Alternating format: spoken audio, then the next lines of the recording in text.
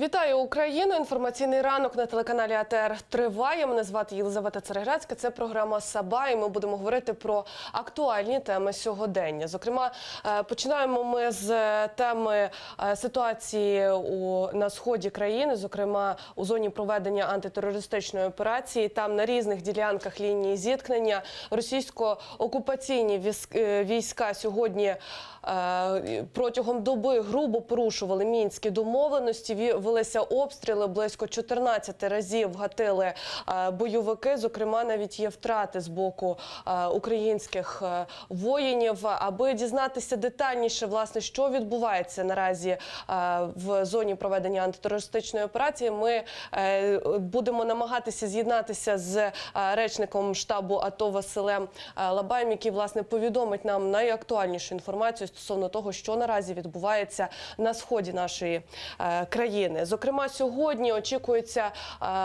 в окупованому Криму розгляд близько 70 справ. Зокрема, це справи стосовно кримських татар, які 14 жовтня вийшли на одиночні пікети.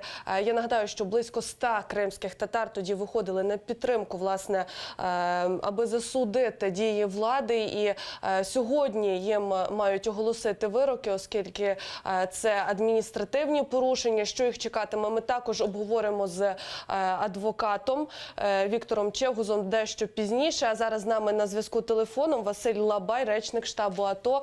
Пане Василю, доброго ранку. Вітаю вас. Розкажіть, будь ласка, власне, яка ситуація за цю добу в АТО і які новини?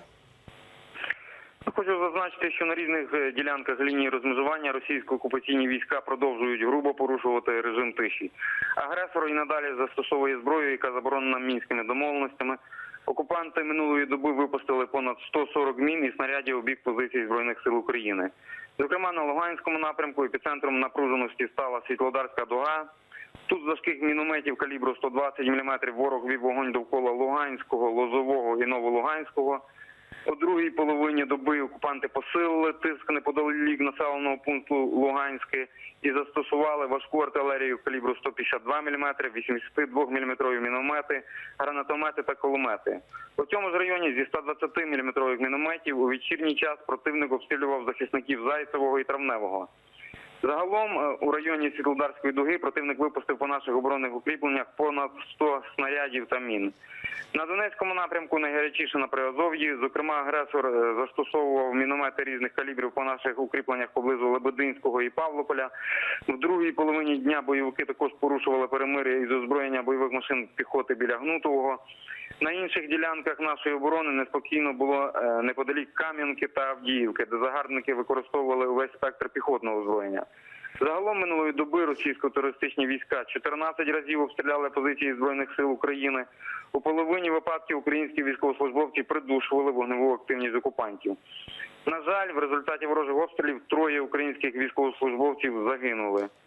Учора остання збройна провокація завершилася близько півночі, і відтоді до теперішнього часу вздовж всієї лінії зіткнення спостерігаємо затища.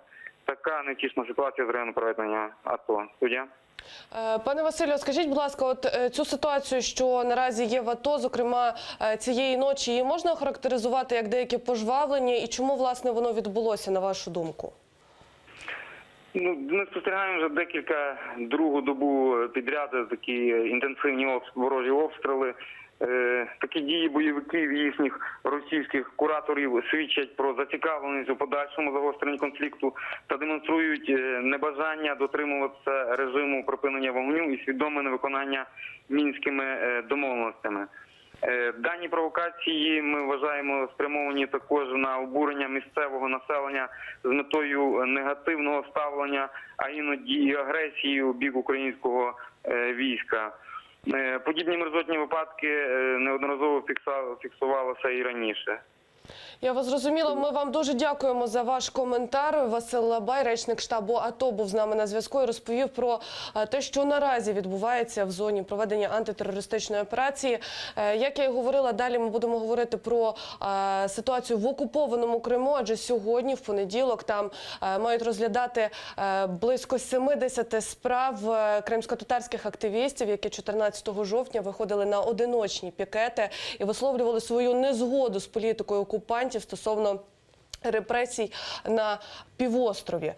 Зокрема, сьогодні також очікується розгляд справи, так званої справи 26 лютого. Це справа Мустафи Дегірмінджи та Алі Асанова. Тобто ми будемо слідкувати за розвитком подій і, власне, чим закінчиться це судове засідання. Зокрема, ми, безумовно, не можемо оминути ситуацію, яка склалася вже по так званій справі Віджіє Кашка.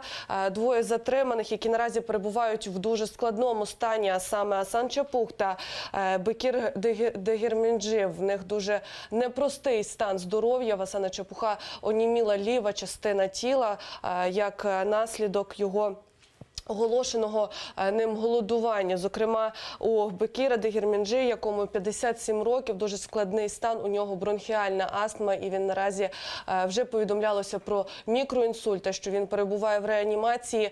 Ми маємо коментарі, пряму мову його адвоката та дружини, тож прошу, давайте послухаємо. Жалобы в порядке 39 статьи Европейский суд по правам человека. Это экстренные меры. Надеемся, что хоть это каким-то образом продвинет это дело, потому что на все наши жалобы и заявления, которые мы подали здесь, пока никакой реакции, никаких ответов нету. Единственное, сегодня проскочила какая-то информация, что якобы Москалькова, это омбудсмен Российской Федерации, что-то сделала, но что именно мы пока не можем сказать, что это наши догадки. То есть официальных ответов на свои жалобы, заявления я так и не получил. Отже, з нами на зв'язку зараз адвокат Віктор Чевгус телефоном. Пане Вікторе, чи чуєте ви нас? Так, доброго ранку. Чую вас. Доброго ранку. Пане Вікторе, дуже хочеться почути вашу думку от стосовно того, що наразі відбувається в окупованому Криму, зокрема розгляд цих судових справ, які назначені на сьогодні. Це близько 70 справ стосовно активістів, які виходили 14 жовтня проти репресій на півострові. Чого чекати від цього розгляду, на вашу думку? Мені важко сказати про стан кримінальних справ, які в Криму порушені, оскільки я з ними не знайомий.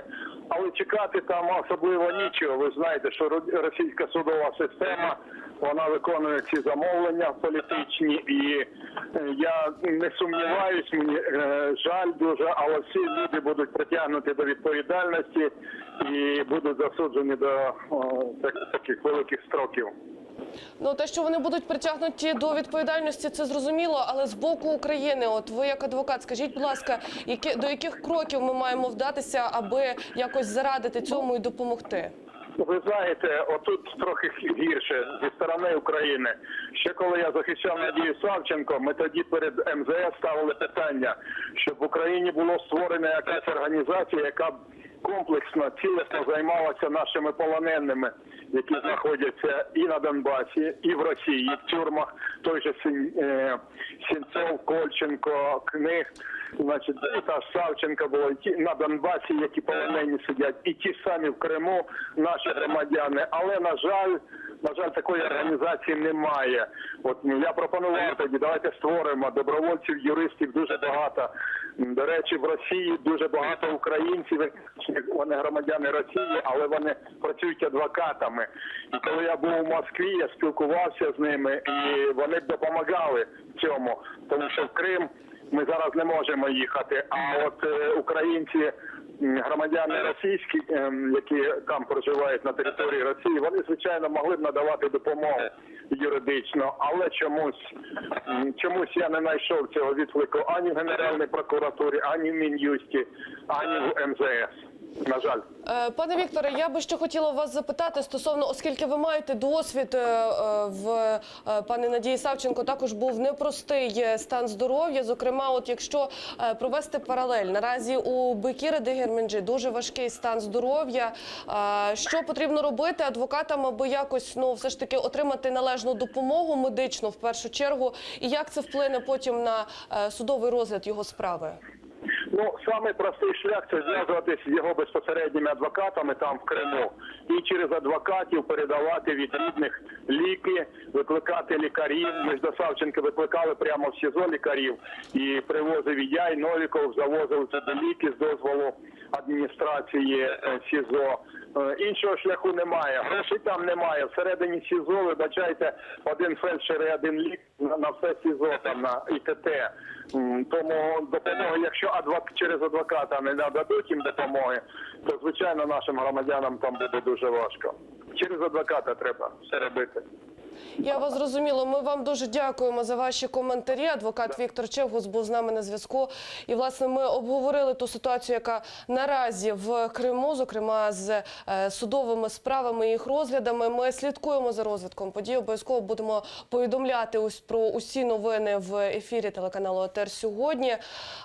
Далі переходимо до теми. Сьогодні викликаний на допит Міхеїл Саакашвілі, лідер руху нових сил. Допит має відбутися у Генеральній прокуратури України о 9:30. Тобто ми чекаємо, коли, власне, це почнеться. Але перед тим давайте підведемо підсумки того, що, власне, відбувалося протягом цих вихідних, адже у неділю, тобто 17 грудня, брали штурмом Жовтневий палац. І насправді це прибічники Саакашвілі, які запевняють, що такого не було. Аби розібратися, власне, в тому, що відбувалося, були і сутички, 60 постраждалих нацгвардійців, 32 з яких госпіталізовані. Ми слідкуємо також за цією ситуацією і слідкуємо, в якому стані вони перебувають наразі. Перш ніж почати обговорювати цю тему, з нами на зв'язку буде політолог Кирил Сазонов. Пропоную послухати пряму мову Міхеїла Саакашвілі, який, власне, відповідає на запитання, чому брали штурмом Жовтневий палац і, власне, чому ці сутички відбулися. Прошу пряму мову. Что там произошло? Когда мы сюда шли, когда мы туда пришли, место администрации, которое должно было нас встретить, там нас встретила вооруженная до зубов, национальная гвардия в огромных количествах, то есть это специально готовилось, потому что, так их невозможно согнать, с газом, следоточивым, со всеми дубинками, со всеми другими спецзасобами, и они спровоцировали столкновение. Как только спровоцировалось столкновение, я призвал людей, моментально забрался на эту машину и призвал людей отойти, не вступать в стычки и отойти от Жовтневого палаца. Я осуждаю любые насильственные действия. Я осуждаю любые попытки захватить какие-либо здания. Административные или не административные. Тоді поясніть, будь ласка, з ким ви домовлялися щодо тієї кімнати? Еще раз говорю, когда к нам пришло сообщение, что там можно было бы сделать временный штаб. И Від кого надійшло повідомлення? Еще раз говорю, от наших депутатов, которые там разговаривают. Поэтому мы туда пошли. И как только я увидел, что вместо этого происходит то, что происходит, мы моментально отошли.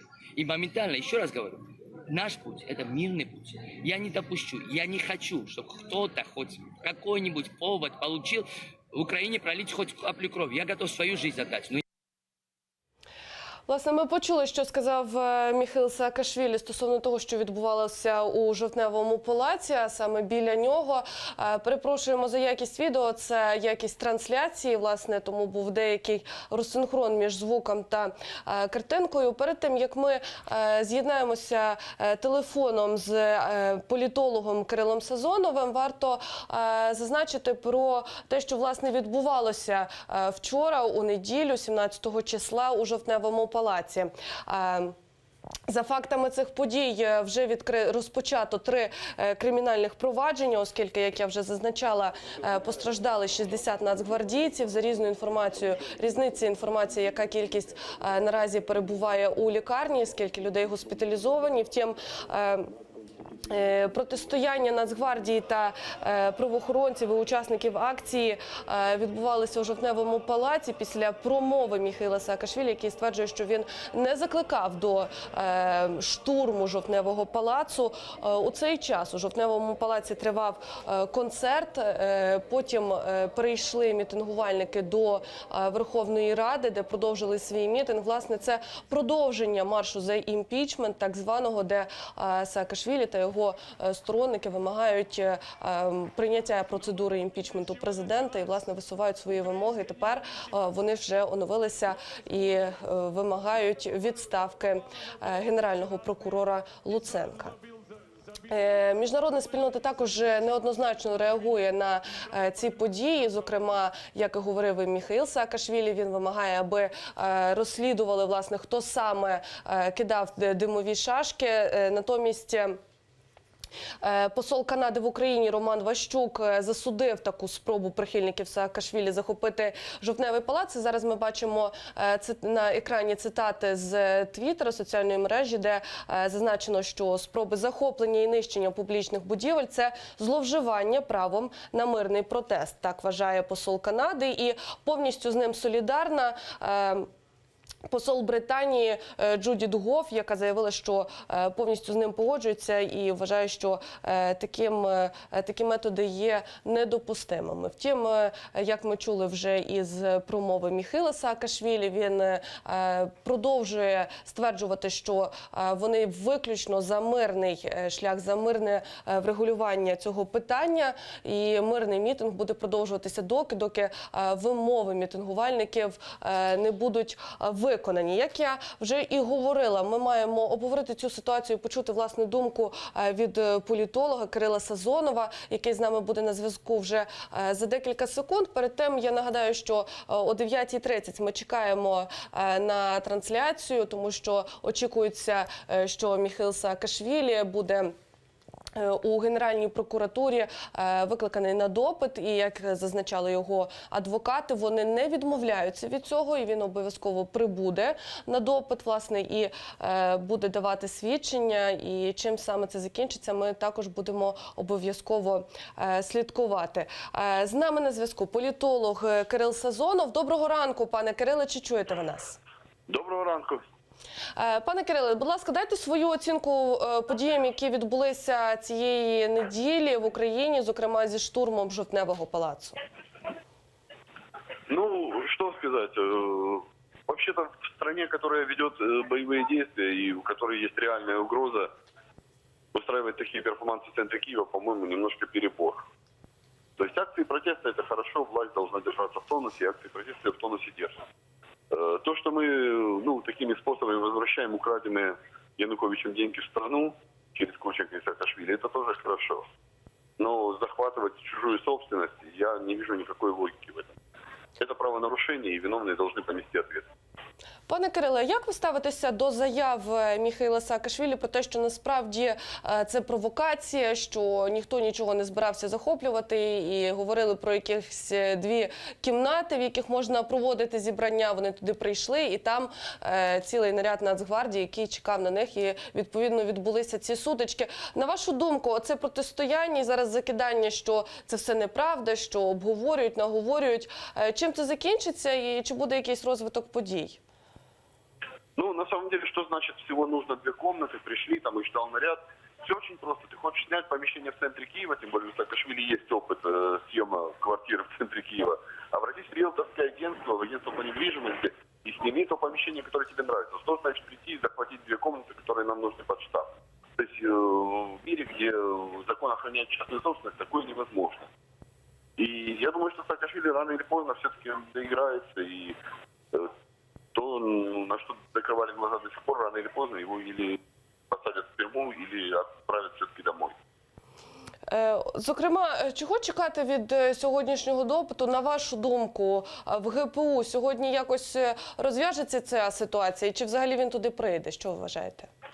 Я думаю, что он не явится на допрос вообще, потому что его логика его действий, он строит все на конфликте, на скандале, на истерике, на противоборстве в каком-то спокойно прийти на допрос – это не его. То есть, скорее всего, он просто не явится, скажет, что он выше, чем прокуратура, и на допросы по украинским законам он ходить не желает. То есть его придется ловить заново.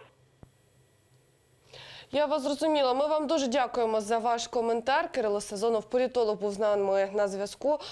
Це все, що ми встигли обговорити за ці півгодини. Ми зараз перервемося на невеличку паузу і потім знову повернемося у студію програми «Саба». Дочекайтеся.